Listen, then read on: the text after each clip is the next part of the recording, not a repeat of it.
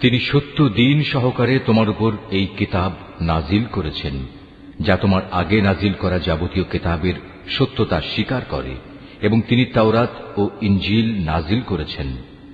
মানব জাতিকে সঠিক পথ প্রদর্শনের জন্য ইতিপূর্বে আল্লাহ তাআলা আরো কিতাব নাজিল করেছেন।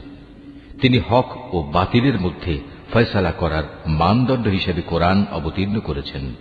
তা সত্ত্বেও যারা আল্লাহ তাআলার নিদর্শন সমূহকে অস্বীকার করবে তাদের জন্য রয়েছে কঠোর শাস্তি। আল্লাহ তাআলা অসীম ক্ষমতার মালিক, তিনি চরম প্রতিশোধ গ্রহণকারীও বটে। আল্লাহ তাআলার কাছে আকাশমালা ও ভূখণ্ডের কোন তথ্যই গোপন নেই। তিনি তো সেই মহান সত্তা যিনি মায়ের পেটে থাকতেই তার ইচ্ছা মতো তোমাদের আকৃতি গঠন করেছেন। আসলেই আল্লাহ তাআলা ছাড়া দ্বিতীয় কোনো মাবুদ নেই।